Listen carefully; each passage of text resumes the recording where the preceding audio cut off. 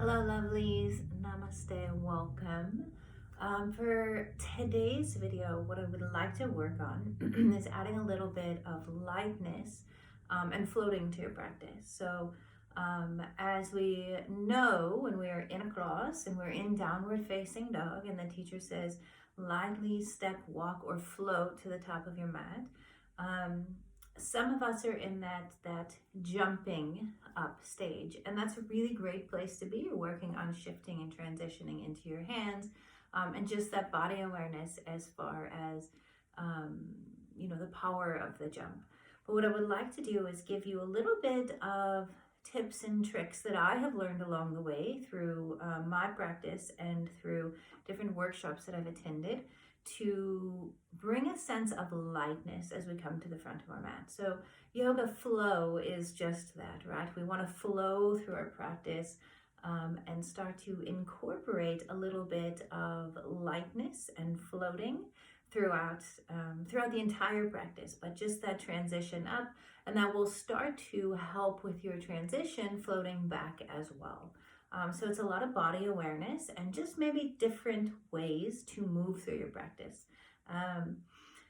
So this video here is for those who have the hop to the front of the mat and would like to start incorporating a little bit more float or softness as they move forward. So if you're landing with a lot of abruption on your knees, over time that will take its toll. And really we just want to develop that like float. And I am still working on this myself, so every little piece of practice will continue to move in that direction. So I invite you to join me and maybe just incorporate some of these in your regular practice and different ways to move through. So feel free to pause. Go ahead and we're not going to do a warm up here. Just want to kind of move right into it. So feel free to pause the video. Do a few sun A's, maybe some sun B's. Just kind of get into your body and get a little bit loose in there. And then let's go ahead and do a few together in just maybe slightly different variations. So let's go ahead and get started. We're going to come to downward facing dog. Spreading your hands wide and walking your feet back. Keep your knees really bent here. So we're going to send the sit bones up and back, almost like a high turbo dog, and just start to pedal out the feet. And release your head and take a few deep breaths. Inhale. Let's inhale into the top of the lungs. Spread the chest cavity wide. Spread your shoulders wide. And then exhale, we're going to start to draw the navel into the spine, pulling up. Feel as if you're being lifted up from your hips. Release your head, nod, shake. And then gently start to melt the feet, melt the heels. Breathe into the backs of the legs. Inhale. Exhale. Hollow out the belly. Ignite your Ujjayi breath. So I find Ujjayi is a really great way to start to incorporate that float. And then find stillness in your down dog. 2 breaths. Inhale. Exhale, navel into spine. Hollow belly. Inhale, fill. Exhale, empty. Go ahead and walk your feet in just slightly. Bend your knees, start to walk the hands back towards the toes. And just gently round the spine here. Let the body dangle over the legs, opening up into the entire back body. And start one of the practices here. Really start to draw your navel in towards your spine. And we're going to keep the knees nice and bent. So you'll notice that my spine starts to flatten out here as I pull my chest forward. And then my pelvis is going to rotate as it lifts up. So I have a really strong lift in navel to spine. Almost like hollowing out lower belly. Sometimes it's easier to feel than it is to see. Go ahead and wiggle back and forth into the legs. Just working into the back of the hamstrings.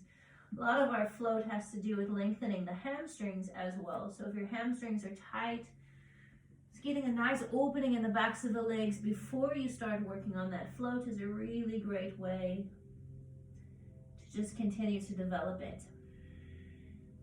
Inhale, half a lift. Exhale, forward fold. Let's move through a half a sun A together. Sun A together. Bend your knees, slowly roll all the way up and back.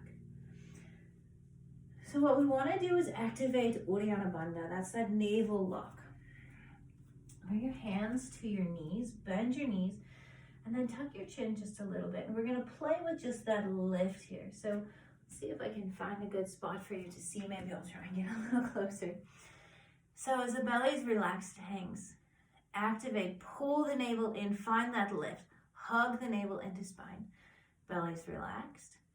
Uddiyana Bandha, lift, and see my tailbone actually starts to round just a little bit. Exhale, relax.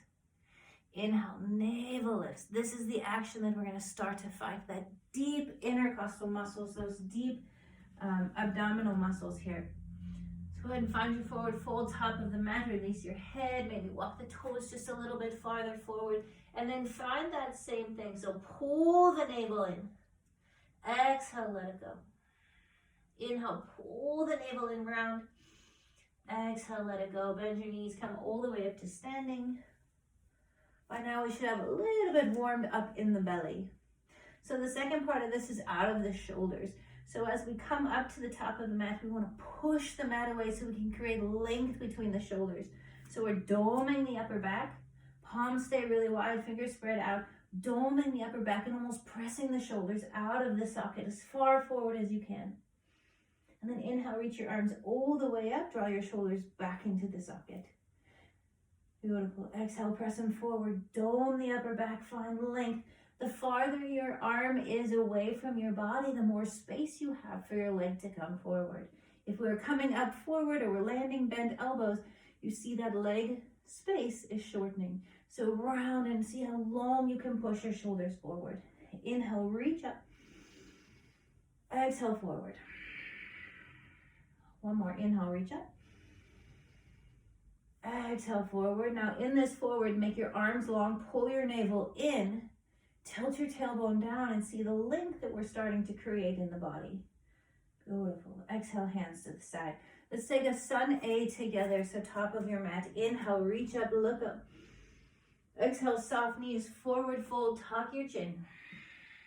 Inhale, half a lift, chest forward.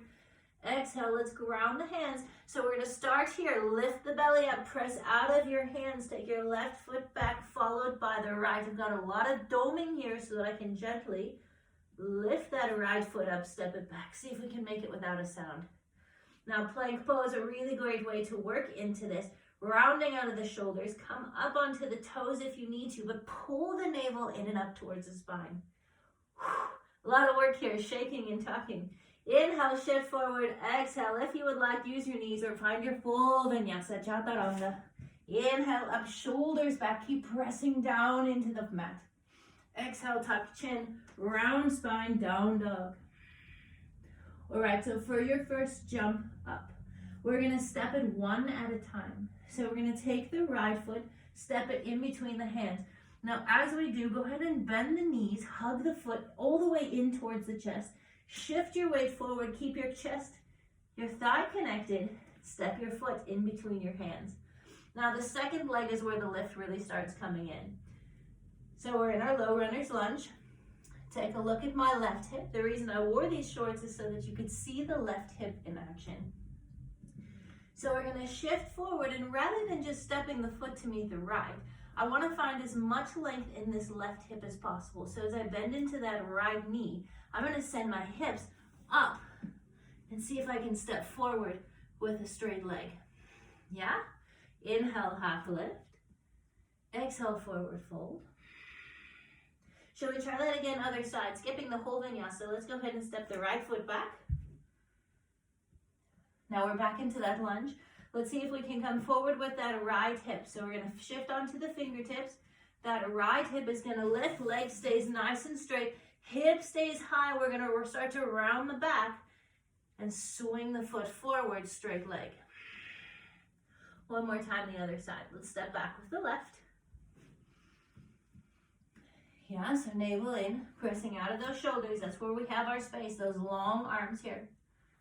We're going to look forward, step forward, send the hip as high as you can. Long hamstring in the right leg. Legs stay straight, maybe even flex the toes and set it down. So we have a lot of action in that hip flexor. One more time, other side, step back. Inhale, step forward, straight leg, get your hips high and set it down. Yeah? Inhale, half a lift.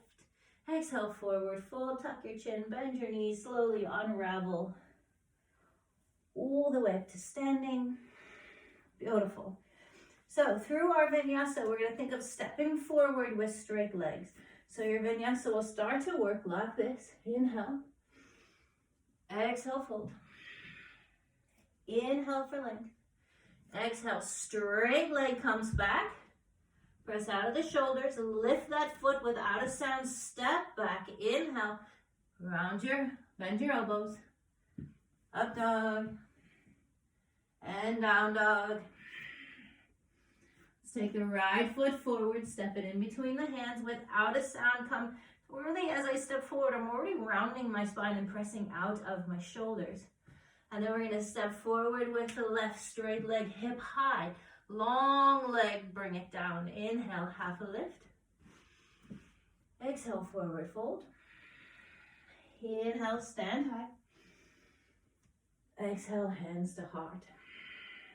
So what you'll notice just by starting to incorporate those poses, if you are comfortable on your hands, this is going to be a little bit more into a handstand hop and less of a scoop forward. So let's kind of break that down just so we know what we're talking about. I'm going to go all the way back down. I'm just going to step into down dog. So if your hop forward is keeping your hips low and you land something like this, that's okay. That's a really great first step because you're shifting weight into your hands and you're getting an idea of what that feels like to bring the feet forward. But to add that float in and really get an idea of what the power of the hips can do, we're going to bend the knees, look forward, and use that same long leg action, but this time with both feet. So the most that I feel that here is in my abdominals. Pressing out of your shoulders, bring your feet forward. Now to get there, because it does take practice, we're going to step forward with one foot. Send your hips high, step straight leg with the other. Inhale. Exhale, fold. Awesome. So feel free to practice that move a little bit. You can go ahead and pause it. I'm going to take a pause and breathe. Go ahead and pause it. Practice that move a little bit. Now the same idea is jumping back.